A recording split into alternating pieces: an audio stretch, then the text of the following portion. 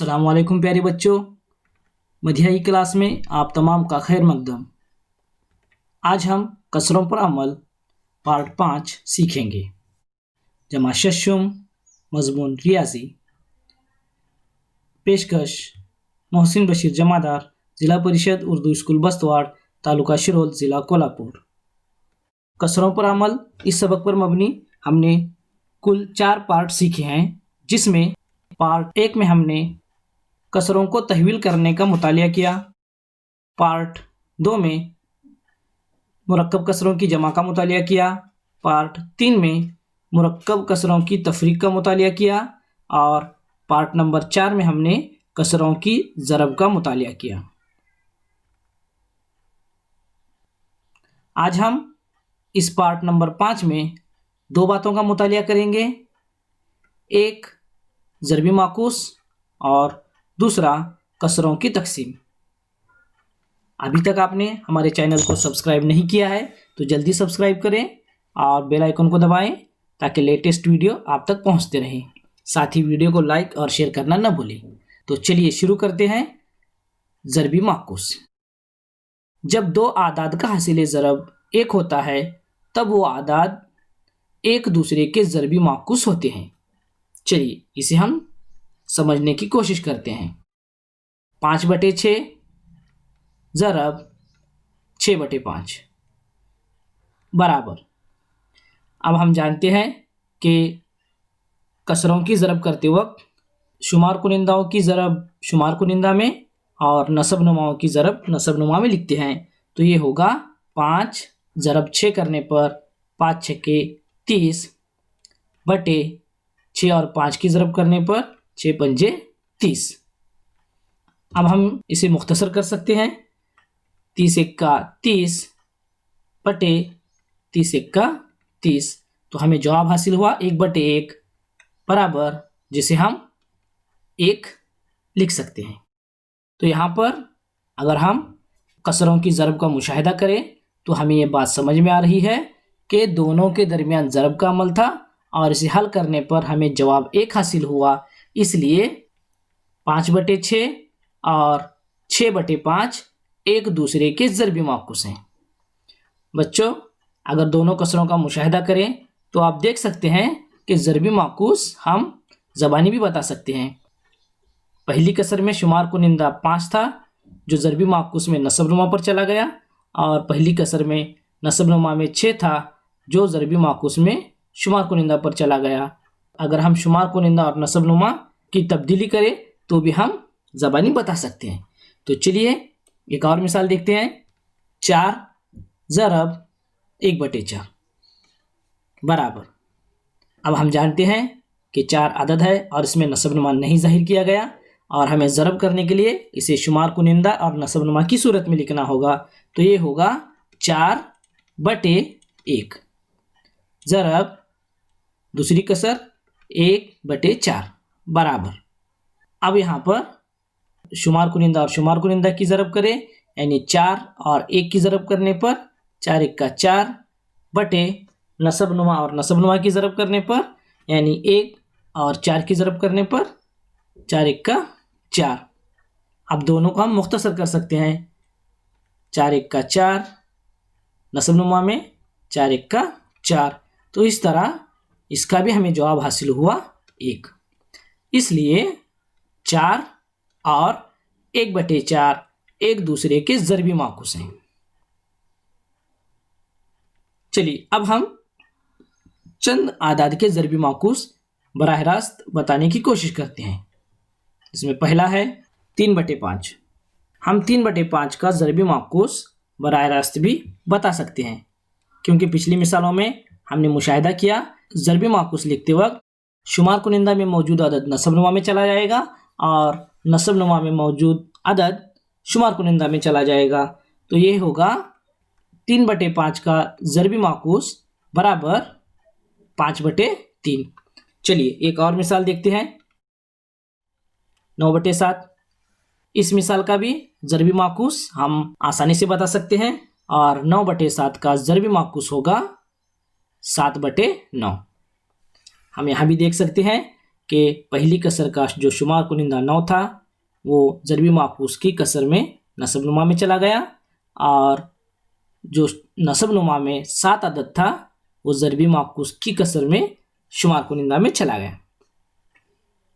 इस तरह हम ज़बानी भी ज़रबी माकूस बता सकते हैं। चलिए एक और मिसाल देखते हैं। 8 का ज़रबी माकूस। चूंकि 8 इसमें नसब नुमा ज़ाहिर नहीं है, इसका नसब नुमा 1 है, इसलिए इसके ज़रबी माकूस में जो नसब नुमा 1 है वो शुमार कुनिंदा में चला जाएगा। तो ये होगा 8 का ज़रबी माकूस बराबर 1/8। उसी तरह और एक मिसाल, 1/6 का ज़रबी माकूस। यहाँ पर 1 नसब नुमा में चला जाएगा और 6 शुमार कुनिंदा में आएगा। तो इस तरीके से 1/6 का ज़रबी माकूस होगा 6/1 या 6। इसमें हमने नसब नुमा को जाहिर नहीं किया। उम्मीद करता हूँ आपको ज़रबी माकूस अच्छी तरीके से समझ में आया होगा। तो चलिए अब हम इस वीडियो के दूसरे हिस्से की तरफ यानी कसरों की तकसीम की तरफ बढ़ते हैं। किसी अदद को कसर से तकसीम करना यानी उस अदद को उस कसर के ज़रबी माकूस से ज़रब देना होता है। चलिए इसे हम मिसाल के ज़रिए समझने की कोशिश करते हैं। मिसाल, तकसीम कीजिए 5/7 तकसीम 2/3। यहाँ पर दो कसरों की तकसीम का अमल दिया हुआ है। तो चलिए हम इसे हल करते हैं। सबसे पहले हम पहली कसर लिख कर लेंगे 5/7 तकसीम 2/3 बराबर। अब यहाँ पर हमें एक बात गौर करनी होगी कि तकसीम का अमल हम बराह रास्त नहीं कर सकते। इसके लिए दी हुई मालूमात के मुताबिक तकसीम करना यानी उस अदद को उस कसर के ज़रबी माकूस से ज़रब देना है। इसलिए हम पहली कसर लिख कर लेंगे 5/7। अब ज़रब करना है इसलिए होगा ज़रब। अब 2/3 का ज़रबी माकूस होगा 3/2, जो कि हम ज़रबी माकूस मालूम करने के तरीके में सीख चुके हैं कि शुमार कुनिंदा का अदद नसब नुमा में चला जाएगा और नसब नुमा का अदद शुमार कुनिंदा में आएगा। देख सकते हैं कि यहाँ पर कसरों की ज़रब का अमल है और हम जानते हैं ज़रब के अमल में शुमार कुनिंदा और शुमार कुनिंदा की ज़रब और नसब नुमा और नसब नुमा की ज़रब। तो ये होगा बराबर 5 ज़रब 3/7 ज़रब 2 बराबर 5 और 3 की ज़रब करने पर 5 तिया 15/7 और 2 की ज़रब करने पर 7 दूनी 14। अच्छा तो बच्चों आप समझ गए होंगे कि तकसीम का अमल किस तरीके से किया जाता है। यहाँ पर हम तकसीम का अमल बराह रास्त नहीं कर सकते और तकसीम का अमल करने के लिए हमें दूसरी कसर को ज़रबी माकूस में लिखकर ज़रब करना होता है। तो चलिए एक और मिसाल हल करते हैं। तकसीम कीजिए 12/9 तकसीम 8/36। सबसे पहले हम सवाल लिख कर लेंगे 12/9 तकसीम 8/36 बराबर। चूँकि हम तकसीम का अमल बराह रास्त नहीं कर सकते इसलिए और इसका हल करने का तरीका ये है कि पहली कसर को दूसरी कसर के ज़रबी माकूस से ज़रब करना। इसलिए हम पहली कसर लिख कर लेंगे 12/9 ज़रब। अब दूसरी कसर का ज़रबी माकूस 8/36 का ज़रबी माकूस। तो 8/36 का ज़रबी माकूस होगा 36/8 बराबर। अब हम जानते हैं कि कसरों की ज़रब करते वक्त शुमार कुनिंदा और शुमार कुनिंदा की ज़रब, इसलिए ये होगा 12 ज़रब 36 बटे अब नसब नुमा और नसब नुमा की ज़रब यानी 9 ज़रब 8। अब हम ज़रब करने से पहले इनको मुख्तसर करेंगे ताकि आगे जाकर हमें बड़े आदद को मुख्तसर करना न पड़े। तो सबसे पहले इन आदद को मुख्तसर करते हैं।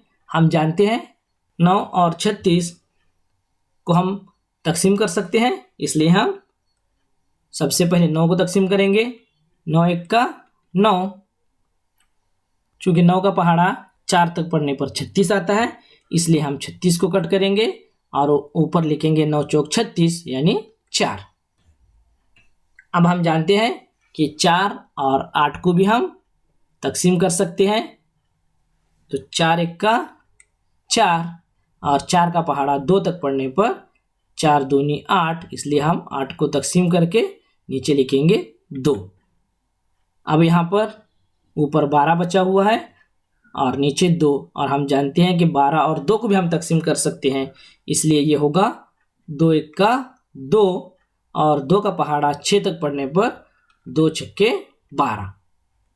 तो इस तरह अब शुमार कुनिंदा में बाकी रहा 6 ज़रब 1 और नसब नुमा में बाकी है 1 ज़रब 1। अब 6 और 1 की ज़रब करने पर 6 का 6 बटे 1 और 1 की ज़रब करने पर 1 1 का 1, जिसे हम 6 भी लिख सकते हैं। इस तरीके से 12/9 तकसीम 8/36 का हमें जवाब हासिल हुआ 6। चलिए तकसीम पर मबनी एक और मिसाल हल करते हैं। तकसीम कीजिए 15/7 तकसीम 10। यहाँ पर पिछली मिसाल और इस मिसाल में ये फ़र्क है कि यहाँ पर 2 कसरें न देते हुए एक कसर दिया हुआ है और एक आदद दिया हुआ है। तो चलिए देखते हैं इसे किस तरीके से हल करते हैं। सबसे पहले हम पहली कसर लिख कर लेंगे 15/7 तकसीम 10। तो सबसे पहले हम पहली कसर लिख कर लेंगे 15/7, और हम जानते हैं कि कसरों की तकसीम का अमल हम बराह रास्त नहीं कर सकते, इसलिए हम दूसरे अदद के ज़रबी माकूस से पहली कसर को ज़रब देंगे। तो ये होगा ज़रब। अब 10 का ज़रबी माकूस पिछली मिसालों में हम देख चुके हैं कि सिर्फ अगर अदद रहा तो उसका ज़रबी माकूस होगा 1 बटे जो दिया हुआ है वो अदद। तो यहाँ पर 10 दिया हुआ है, इसलिए 10 का ज़रबी माकूस होगा 1/10 बराबर। अब शुमार कुनिंदा और शुमार कुनिंदा की ज़रब, तो ये होगा 15 ज़रब 1 बटे नसब नुमा और नसब नुमा की ज़रब, यानी 7 ज़रब 10। अब हमें जवाब हासिल हुआ है 15 ज़रब 1 बटे 7 ज़रब 10। चूँकि इन आदाद को हम मुख्तसर कर सकते हैं, इसलिए हम इन्हें पहले मुख्तसर करेंगे। और हम जानते हैं कि 15 और 10 दोनों 5 के पहाड़े में आते हैं, इसलिए हम इन आदाद को 5 से तकसीम करेंगे। तो सबसे पहले हम 10 को तकसीम करेंगे। 5 का पहाड़ा 2 तक पढ़ने पर 10 आता है, इसलिए हम 10 को कट करके नीचे लिखेंगे 2। उसी तरह 5 का पहाड़ा 3 तक पढ़ने पर 15 आता है, इसलिए हम 15 को कट करेंगे और ऊपर लिखेंगे 3। इस तरीके से शुमार कुनिंदा में बाकी रहा 3 ज़रब 1 और नसब नुमा में बाकी रहा 7 ज़रब 2। तो ये होगा बराबर 3 और 1 की ज़रब करने पर 3 1 का 3 बटे 7 और 2 की ज़रब करने पर 7 दूनी 14। तो इस तरह 15/7 तकसीम 10 का जवाब हासिल हुआ 3/14। चलिए अब हम कसरों की तकसीम पर मबनी इबारती मिसाल हल करते हैं। मिसाल, गुड़ की हर भेली 1 किलोग्राम की है, ऐसी 6 भेलियां हैं। एक ख़ानदान को 1 महीने में 1.5 किलोग्राम गुड़ दरकार होता है, तो ये भेलियां कितने ख़ानदानों के लिए काफ़ी होंगी। यहाँ पर 6 गुड़ की भेलियां हैं और हर ख़ानदान को 1 महीने के लिए 1.5 किलोग्राम गुड़ दरकार होता है। तो हमें मालूम करना है कि वो 6 भेलियां कितने ख़ानदानों के लिए काफ़ी होंगी। चूँकि एक ख़ानदान के लिए 1 महीने के लिए दरकार गुड़ बराबर 1.5 किलोग्राम, जिसे हम 1 सही 1/2 लिखेंगे, और हम 1 सही 1/2 को कसर में तहवील करेंगे। तो ये होगा नसब नुमा और सही अददी हिस्से की ज़रब 2 1 का 2, और उसमें हमने शुमार कुनिंदा 1 जमा किया, तो 3 बटे नसब नुमा में 2 है, इसलिए हम यहाँ लिखेंगे 2। तो इस तरह हमें कसर हासिल हुई 3/2, यानी एक ख़ानदान के लिए 1 महीने के लिए दरकार गुड़ है 3/2। ये मालूम करने के लिए कि दिया हुआ गुड़ कितने ख़ानदानों को काफ़ी होगा, हम तकसीम का अमल करेंगे। चूँकि 6 भेलियाँ हैं, इसलिए हम 6 भेलियों को 3/2 से तकसीम करेंगे, इसलिए ये होगा 6 तकसीम 3/2 बराबर। अब 6 इस आदद में नसब नुमा ज़ाहिर नहीं है, इसलिए हम इसे शुमार कुनिंदा और नसब नुमा की सूरत में लिखेंगे। तो ये होगा 6/1 तकसीम 3/2 बराबर। अब सबसे पहले हम पहली कसर लिख कर लेंगे 6/1। अब तकसीम का अमल है और तकसीम का अमल हम बराह रास्त नहीं कर सकते। इसे हल करने के लिए हमें दूसरी कसर के ज़रबी माकूस से ज़रब करनी होगी, यानी ये होगा ज़रब 3/2 का ज़रबी माकूस 2/3। चूँकि हम जानते हैं कि 6 और 3 दोनों 3 से पूरी तरह तकसीम होते हैं, इसलिए हम इन्हें तकसीम करेंगे। 3 1 का 3 और ऊपर 3 दूनी 6। तो इस तरह यहाँ पर आदत बाकी रहे 2/1 ज़रब 2/1। अब शुमार कुनिंदा और शुमार कुनिंदा की ज़रब, यानी 2 ज़रब 2, 2 दूनी 4 बटे नसब नमा और नसब नमा की ज़रब, यानी 1 ज़रब 1, 1 1 का 1 बराबर, जिसे हम 4 भी लिख सकते हैं। तो इस तरह हमें जवाब हासिल हुआ